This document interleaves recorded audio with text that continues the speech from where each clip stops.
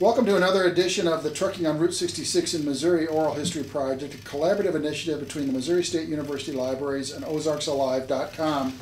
I'm Tom Peters, Dean of Library Services at Missouri State University. My colleague on this oral history project is Kaitlyn McConnell from OzarksAlive.com. This project is made possible in part by a grant from the Route 66 Corridor Preservation Program of the National Park Service.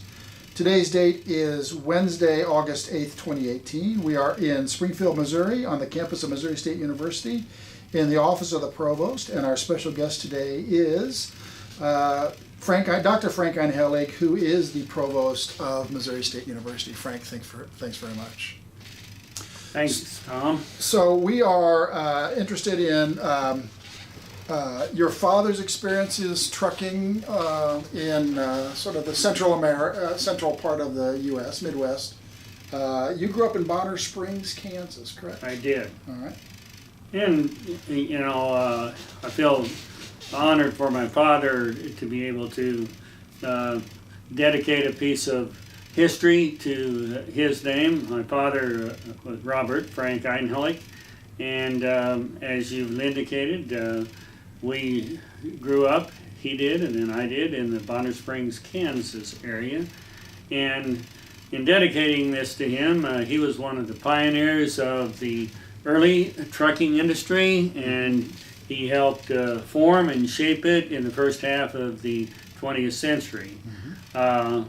My father was innovative, and he was in and out of farming and trucking, but he started his activities in the period of trucking right after World War I, and over the next decade he did what I'd call straight trucks into the stockyards and hauling grain in the immediate farm area of Kansas City. Yeah. So Bonner Springs is about 25 miles west of Kansas City? Approximately, yes, in those days. Okay. Now it's all urbanized in many respects. Yeah. And his home farm is actually a part of Wyandotte County Park now. Oh, okay. So that's an interesting piece of history too. Okay. He was born in... born in 1901. 1901. And died in 1957. And just as a little preamble here, on those trucks, they increased in size and complexity, so he moved from the simple straight trucks to dump trucks and flatbed, innovative, building some of them himself, mm-hmm. and then semi-trailer outfits, and he hauled a lot of the roads from Kansas City west to Denver and east to Chicago and mm-hmm. north from Iowa on down into southern Oklahoma. And of course Route 66 is a part of some of those patterns, but it wasn't Route 66 during the first of those years by any means. Yeah, the first 10 years or so, it was probably, I don't know what it was. But. So, he had a part of history, and as a pioneer, and he watched a maturing industry, helped shape it. Yeah.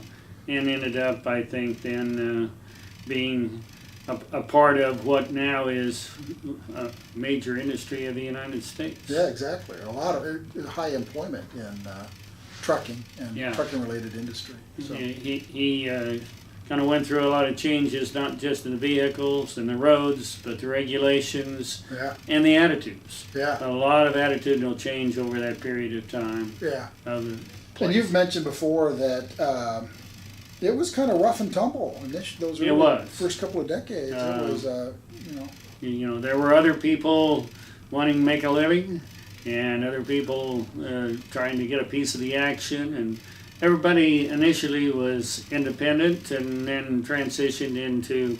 My dad was an independent owner-operator until approximately 1950, and years that I remember well. But then he moved into a driver position in an established truck line. Yeah, and he was both independent driver and then later in his career, union driver. Yes, he was. Yeah. Mm-hmm. So you just had an amazing experience in hindsight and I'm guessing, I don't know the history of trucking, real well, but if he got into it in like 1917, 1918, 1919, that's pretty much the beginning of commercialized trucking. It was pretty much the beginning of, it was kind of farm to market early on, and then neighbors needed farm to market, and he was very mechanical and active in, I think Campbell's 66 Express, which was the big trucking company in Springfield, I don't know exactly, but I think I want to say about 1924 was when they got started. But they were just hauling, home fuel, and cinders and things like that. So it wasn't like the image that we have of trucking today was a long time in coming, and a lot of innovation and more powerful trucks and longer hauls, and your dad was really part of that. My dad was part of that, and we taped another little segment of some reflections along that line as well, and I think they reveal a little bit of the industry and the personality of the person, and the changing in times. I often think we changed rapidly, but those times were changing pretty rapidly too. Pretty rapidly. Yeah. And we've talked about this before, but you mentioned there was one story that we hadn't gotten on to tape about you and your father. I did, since this one is one I really remember strongly. It was when I was about midway in high school. I think I was probably 15. He was at that time working on a pretty much dedicated run to Wichita and Oklahoma City area, and in a rainstorm coming out of not too far south and a little west of Kansas City, south of Olathe, Kansas. Mm-hmm. He comes around a corner, 2-lane road, highway he knew well, but the highway is completely covered with water immediately around the curve. Yeah. And so he went into that water and ended up couldn't see a thing, of course. So he got into it, and that traveling about 50 miles an hour to begin with. Yeah. And he said last thing he really saw was the edge of a sign going by the driver's side. And it turns out he begins to settle down in the water, and when the truck came to rest, he had come in on the right-hand side of a culvert, and in the main ditch itself where all the water was coming from, and water was up to his chest in the truck. So he was able to, nothing hurt, Yeah, so no turning over. He was in imminent danger, though. He was in imminent danger. If he had hit the culvert itself, it would been really bad. But he climbed out on the concrete abutment, which was right aside of his door, and somehow he got home in the middle of the night that night. I don't remember how that occurred, but the next day I went with him, and we got another truck out to start unloading the trailer, which was primarily, above most of the water. The cargo wasn't, and the front end was a little wet, but most of it wasn't damaged. But the truck was then drug out after that, and back to cleaning it up. So he climbed out and he stand on the bridge abutment. Was it daylight or nighttime? Do you know? It was night. It was night, and he stand out on this bridge abutment, and water's flowing all around him. Yeah. And I think he walked out of there because it was still not over his head or anything at that time, and a lot of it wasn't heavy flow, but it was deep enough that once you hit it, you couldn't see a thing. Couldn't go. Well, maybe this is a good time for you. You brought in a picture, a photograph of your father, and after we talked the other day, I thought it might be interesting to see a picture that I think I made reference to. This was either 1956 or 7, and I don't know which, but he was selected to drive his rig in the American Royal Parade.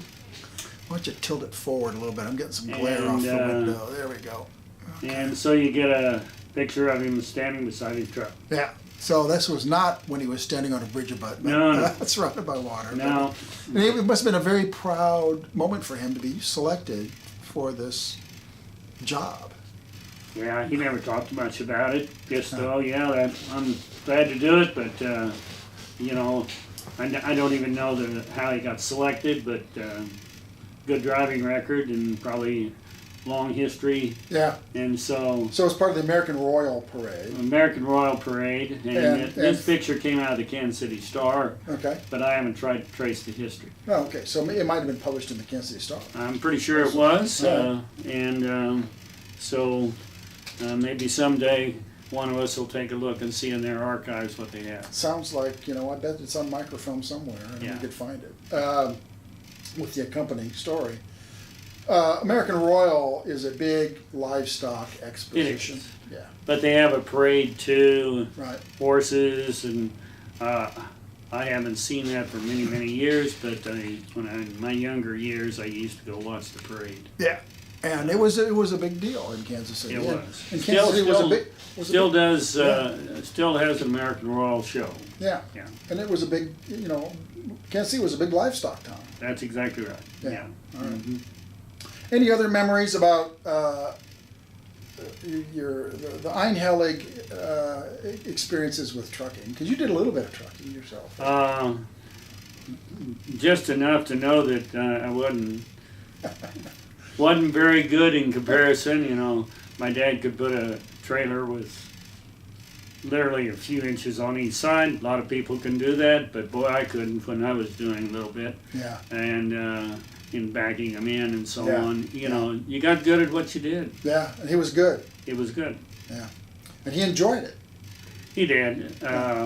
He very social. Mhm. So he, enjoyed drinking coffee Yeah. at many stops along the way, and enjoyed the other colleagues in the process. Even though it's a solitary type job, he made a social one out of it. Yeah. And I'm guessing, especially, probably most of his career, even having like a radio in the No, they never had a radio. In Yeah. fact, most of the time he never had a heater. So in the winter, it was a Wow. cold job. Wow. Because if you remember, even in cars, the early heaters weren't worth a darn. Right, you'd have to drive quite a ways before you'd get any heat out of that. Yeah. So, Yeah. well, that's great, and it also was. My sense is that compared to farming overall, because farming income is up and down depending on a lot of things, but it was a good steady income for your family. Well, it we continued to farm, but it was a way to actually have cash money from time to time. But one of the difficulties in his days, which I guess some refer to as wildcat, I just call it owner operating stuff. Yeah. Sometimes you'd contract for a load and not get paid. So you might have made the run, you're out your gas, so on, but getting the money out in the 1930s, getting the money out and on into the 40s was not so easy. Yeah. And that was part of the rough and tumble part of it. The fact that there was a lot of shysterism that went on in the whole process. Yeah, and there was no small claims court or anything to, Right. getting the money out of somebody. Right. He also did a little bit of work for the Sunflower Munitions Plant, which is a federal munitions plant, correct? Sunflower Ordnance Plant was built during the war years near Soto Kansas, which approximately 10 to 15 miles from Bonner Springs, and for a period there he hauled regularly in terms of dump truck and gravel, building the roads in that ordnance plant in and around it. Yeah. Mm-hmm. Did he ever talk around the dinner table about, his work and what he liked and what he didn't like about his trucking work? He always wanted to just fully farm, but at the same time he'd gravitate back to the truck. So I know he liked quite a bit of what he did. Yeah. But it kept you away from family. Yeah. And we all missed that. Yeah. And he did too. And then I think the biggest problem when you owned your own over many of his years was there was such a high maintenance situation. I mean, in my remembrance, tires were a big issue. Yeah. You're always having a flat tire, and you couldn't get tires in the latter part of the war years. Yeah. And I started my first grade, I think, in 1943, so I can remember some of those years. Yeah. Bits and pieces of them, but I Yeah. remember the difficulty with tires, the difficulty, everything on the repair was you did it yourself. Yep. So you'd be down for repair times. And really, as all things in vehicles, the machining and all those things weren't near as good as. Yeah. I know one particular, when he was on gravel hauling for a while, and he had a flat crankshaft on one of the journals of the engine. Mhm. But he didn't want to be out 2 or 3 days to get that turned, and so he bought the inserts. The inserts go around the crankshaft, and about every day he'd have to stop and put a new one in, Really? drop the pan, put a new insert pair in, and put the pan up, and Keep put it the running. oil back in. He said he got down to have 4 bolts to hold it, and keep going. Not quite the high pressure probably we got. Yeah, and no computers on board or anything Oh, like no. that. It was all No. mostly mechanical. It just dawned on me that if he was doing this from roughly 1917 till his death in '57, so 40-year period, those would have all been gasoline engines. Yeah, I think near the end he may have been into some diesel, but most of it was gas. It'd been Gas real engine. near the end, and Yeah. I can't really say for sure on that. Yeah, but it's Yeah. diesel engines, which are ubiquitous now, Yeah. were Right. a rarity back then, if Right. at all. So, all right, any other memories before we wrap up? Oh, I gave you a bit of some yesterday, Yeah. and And that's we'll pro- splice these two together. so Yeah, that that's probably enough, but just wanted to reflect on the memories of who I wanted to honor here. yeah. All right. So thanks, Tom, for the opportunity. Yeah. Appreciate it. Thank you. Sometime in that period of the 30s, I mean the mid-30s, up until then, you pretty much had free reign where you could deliver if you could get somebody to take a load, or pay you to take a load, you could go ahead and deliver it. And then there came a time where you had to file for authorization, he used to refer to it as permits. Yeah. As a permit. I'm Yeah. not sure that that's the right name. But I think the Motor Carrier Act went into effect, and truckers had to file. Yeah. And I know that what he always said to me, and I was after the Depression when I came along, but I lived through my parents' eyes of the Depression. Yeah. The Depression of the 30s. Yeah. And that he had delivered freight to all kinds of places in the states I mentioned earlier, Kansas, Oklahoma, into Missouri, to Chicago. You'd go into Chicago. Yeah, I went into Chicago, from Chicago to Denver, Yeah, and kind of pretty that much. span in between. And you had to file, but he said it was one of the worst times. He said you had to have, he stated it as took about $300 to file on his permits when he went to a lawyer. Mm. He said, I didn't have $300. I didn't have any way to borrow $300. Yeah. So it became, you don't know whether that's worth anything anyway, and there's no way I have any money. And you had to provide proof, and of course he had saved a lot of receipts but you had to provide proof that you had traveled a certain route and made deliveries along that route in order to be granted then a permit. and you might not be granted it too. It went through a commission Right. and a process. And the bottom line was he didn't file on any of that. And so I would hear the stories later that, well, you know, see those Wheelock brothers trucks, and Nouse was a big name then. He said, I trucked with them, but they filed on their permits and I didn't. Now they're millionaires and we aren't, and that's the way it is. Don't worry about it. Yeah. He never worried about it. Yeah. But it was a time when you had to stake out your rights, and the regulation of the industry was coming into being, and then you could only you had a permit to travel a certain highway, and you couldn't go a different route legally. Yeah.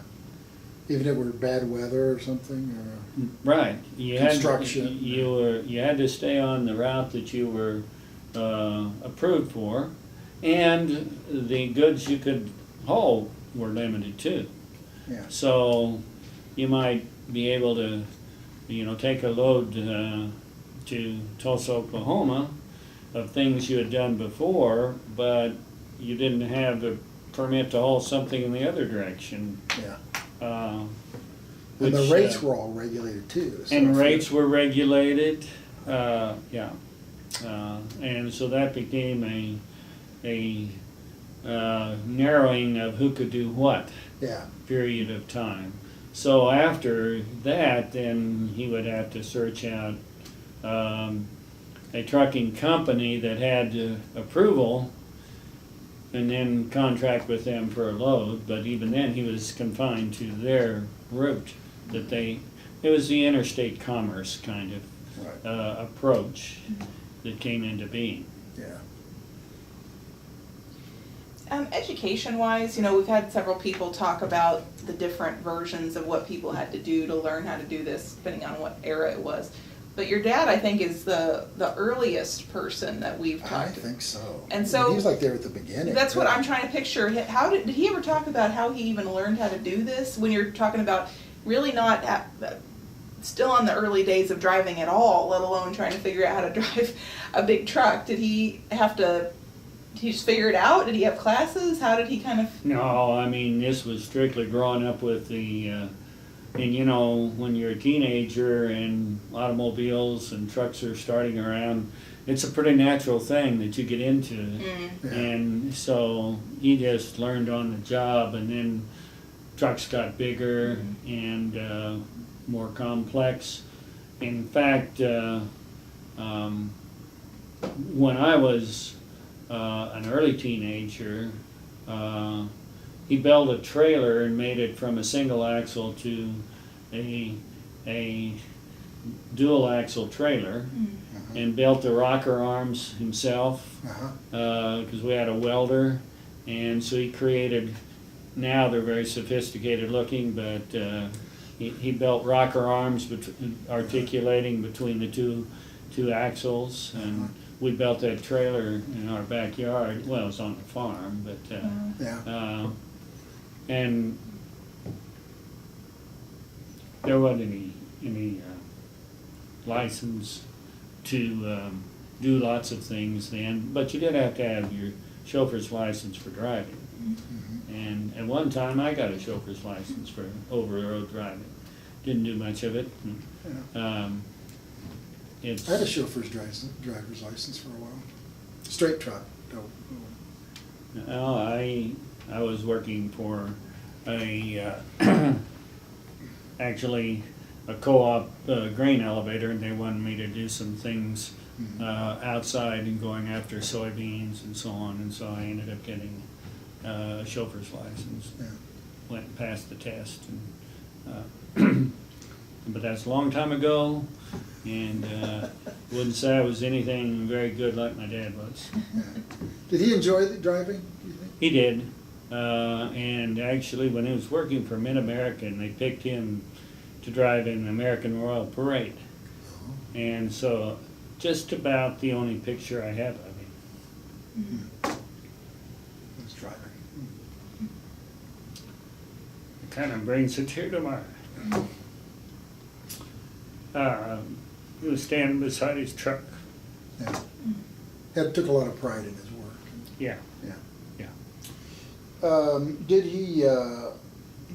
Was it always dry cargo that he, nothing required to be refrigerated, frozen? No, he didn't get into the refrigerated stuff or to the the gasoline hauling.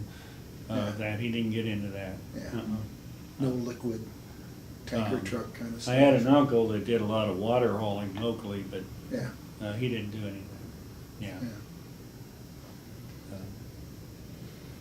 It was an interesting time in history, though, because there was a lot of entrepreneurship in that whole process. Yeah. We talked about being innovative, but people really were pretty darn innovative then. Yeah. And so it's not a new concept by any means. Did he have any other farming friends, I guess, colleagues that got into trucking as well? The ones I knew were primarily still people on the local scene that were local hauling, but he did have a couple of local friends that were over the road. Uh-huh. Stan Watkins, the name of one fellow, and then we had a neighbor on the farm that started working at the same trucking company, and he made the whole rest of his life working for that trucking company, but not owning his own rigs like we did initially. So he died in 57? 57, at 56 years of age. So that was pre-credit cards, Yeah. if you wanted to communicate, you'd have to stop and phone from a truck stop. Basically, you didn't Yeah. too much, Yeah. so you'd be gone. So you were just out there. Yeah, we were pretty much on the farm alone. Yeah. Well, Dad was And out. when he got home, you didn't know. Until he started working the regular route Yeah. for Wichita Forwarding and Mid-American then later. Okay. How long normally would you be home before you went back out again? That varied when we had our own trucks. If we were in a planting season or something, he might be home for a week, But since the truck was really a major source of living, why, it could be a pretty short time. This sounds like a kind of a silly question, but in our world today where everybody communicates all the time and Right. it's super easy, I think if I had someone in that situation where they were gone for an unknown period of time and I couldn't reach them, I would be constantly worried about what was going on. Were you guys worried at all or concerned, or was it just kind of like you just knew he was out there and he'd be back, I'm sure my mother was more worried than she let on, but we never had a lock on any door in the house. We didn't know what a key was, and that was just part of life. I know as kids we were always anxious, is he going to be home tonight? But that was, not with an expectation, except when he was doing things locally, like at the end of the war there, and he was gravel hauling for roads. Yeah. I'd wait up, or I wouldn't go to sleep. Until Dad got home. Yeah, and listen for that truck. Yeah. You mentioned early on that, the equipment just wasn't as reliable as it is today. Right. I'm guessing that because he was a farmer, that repairing equipment was not, that was just what you did. If something broke down, you got out and fixed it. That's exactly right, and when we did have our own trucks, beyond, we always had a truck even after he got in driving for somebody else who had a truck on the farm. Right. But he bought a few of those literally out of the iron yards of Kansas City. People that had junked them, but he knew that he could make it run. And I know one, we had a cab over, used to call it a snub nose, and it was way up in the air. When I was a kid, I was always almost afraid to get in the thing. Because you were sitting way up And he bought that out of an iron yard, and got it running and used it for several years. Really? So yes, fixed about everything there was, tore the motors apart and put new rings in them and all of that. So I grew up around that.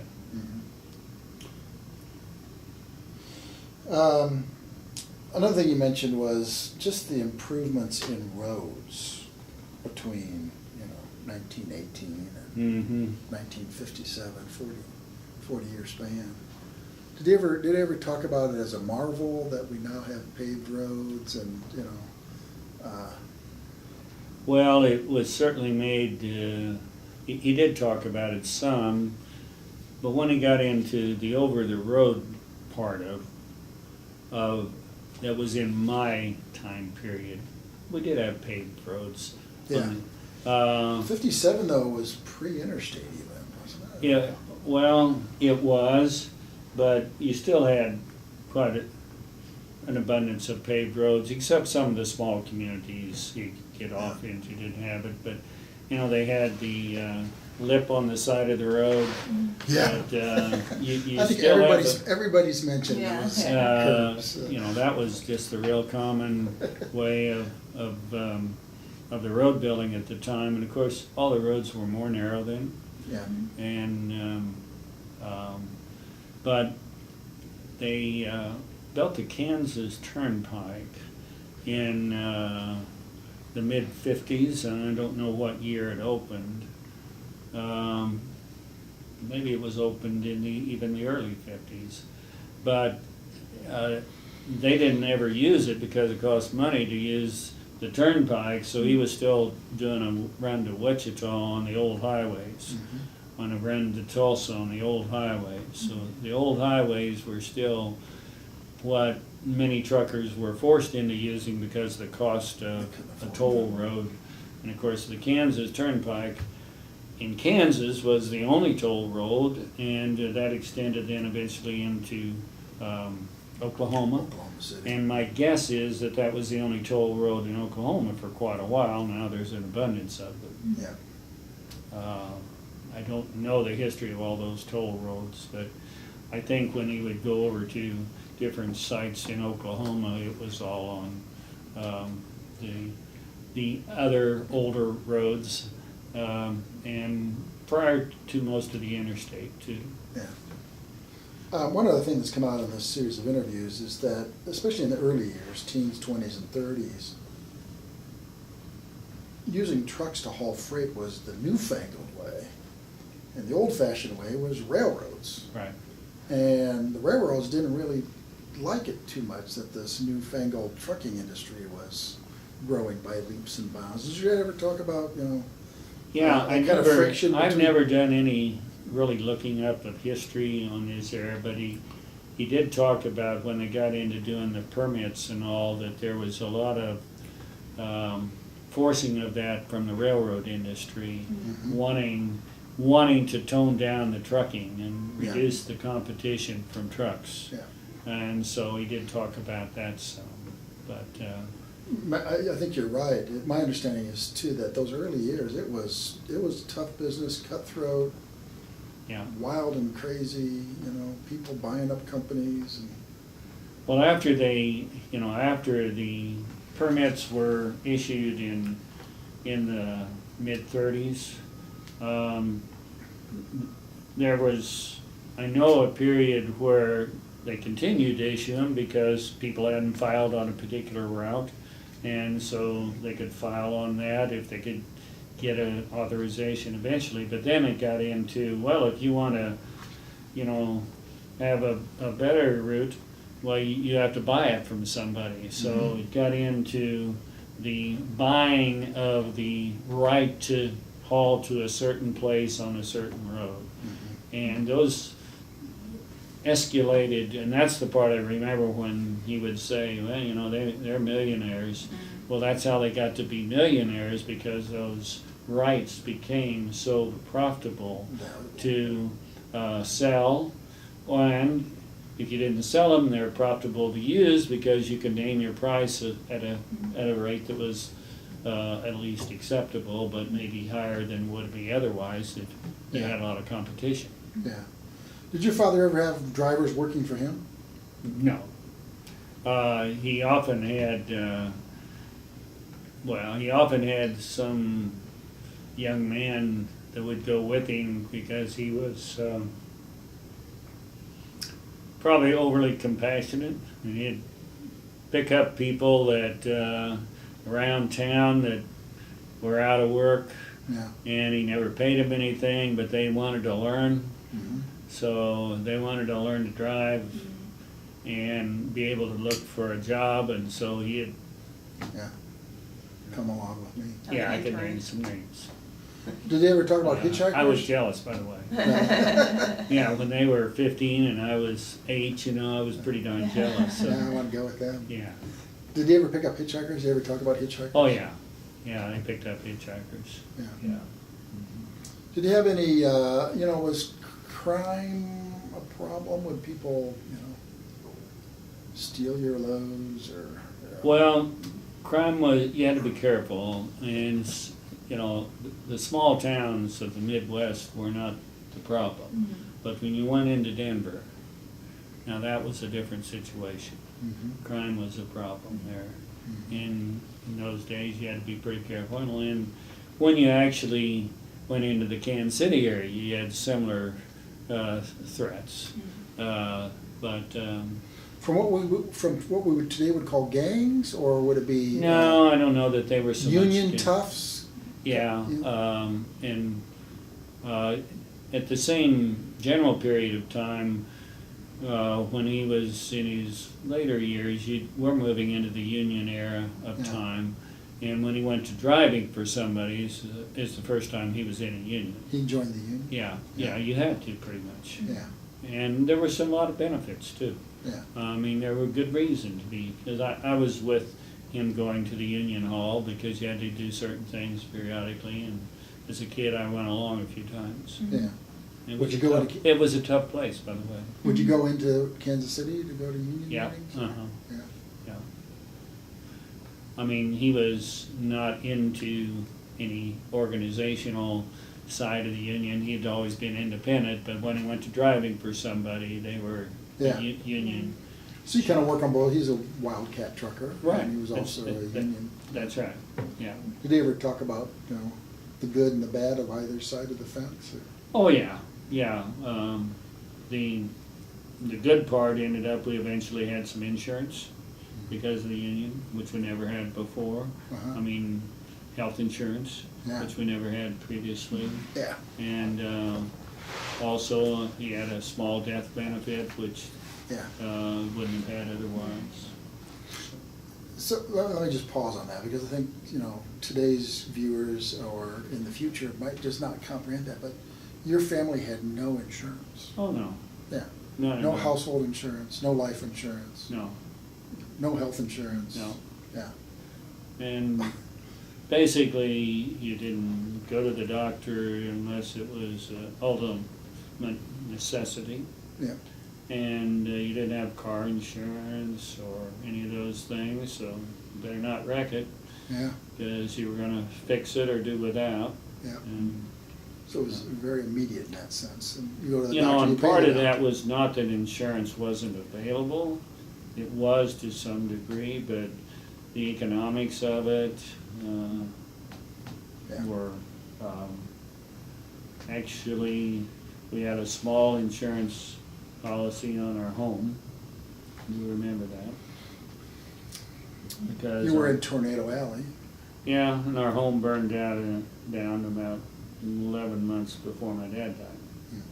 Yeah, but, the insurance had never been updated from when then. It was a farmhouse, and, So that wasn't enough to replace it. oh no, Yeah. no. Yeah. $2,500. Yeah. You mentioned that you rode with him a couple of times. Yeah. What are your memories of that? Was it exciting? Was it? It was for a kid, Yeah. How Roughly how old it were was you? 15, 16? actually younger than that. First, yeah. And you were driving the truck for a while. If you got Yeah. tired. Yeah. But, yeah, it was kind of exciting. Yeah. You remember where you went? Well, I went on a couple of runs when he was doing the Wichita run, and I actually stayed in Wichita because he would lay over in Wichita and then go back. So that's a memory I have. Would you stay in a hotel, or would you stay up on top of the When truck? I worked for Wichita Forwarding, they had a hotel room that the drivers stayed in for, everything from 6 to 8 hours before they would go back. Now, sometimes they had to do a turnaround, go down and back without any rest. But, we think it doesn't take very long to get to Wichita now, but it was considered a 8-hour drive in those days. It was actually a little less than 8 hours, but they kind of paid them for that kind of a drive. And oftentimes in bad weather, it took that long too. I was going to ask you, do you remember any weather events, or did your dad ever talk about Yeah, blizzards? I didn't go in bad weather at all, but snowstorms, and I'll tell one kind of unique story between Newton and Wichita. They had divided highway, but one of those divided highways that had a pretty narrow center between. It was just a few feet wide. He got caught in a snowstorm and couldn't see anything. He said he finally just straddled that center between the two highways because you could feel it when you went either way, and drove that for about 10 miles. He was straddling the median? Yeah. Because he knew the highway, knew it didn't have any signs on it, and he just straddled the median and drove that. That's great. Do you have anything else you want to No, that was great. I think all my questions got answered in the process. Well, it's not exactly Route 66, but he was on Route 66, a number of times, maybe just part of a run, and then things were, pretty similar. Yeah. And I mean, in all these oral history projects we've done, one of the big takeaways is when Route 66 was a viable road, nobody saw any mystique to it, or it was just a road. No. It was just a road. Yeah. And so that whole, whole Route 66 and the myth of it has all cropped up in the last 30 years or so. Right. Well, after they had the TV series, it began to crop up bigger. Right. I mean, yeah, it's, between the Grapes of Wrath and the TV series and Bobby Troupe's song, Get Your Kicks on Route 66, it was just, it grew up. But most people, it's just like, that's where we lived, or that's the road that we took to get from Springfield to St. Louis. I never followed the history, but the regulations that started in the mid-30s, of course, then got abandoned slowly. Yeah. 50 years roughly later. Yeah. Somewhere in around 1975 to 80, they began to deregulate the trucking industry, and all things changed, and they're probably continuing to change that I don't have any contact with right now. Yeah, a lot of the truckers now, it's just like a totally different industry today than it was. Well, and they kept buying out each other from those early days. A couple of names I threw out because they're memories. Yeah. Wheelock and Nouse, but they ceased to exist even, I don't know how long ago, but probably 30, 40 years ago, because they got bought out and traded and consolidated, became a big part of it. Yeah. Pacific Intermountain Express. Yep, PIE. Yep. Yeah. They're all gone now. Right. Well, thanks very much for sharing your memories and your father's activities in the trucking industry. Well, I appreciate the opportunity, and memory lane is always, sometimes it hits you as fondness of memories, other times it kind of hits hard. Yeah. All right, thank you very much. Thank you.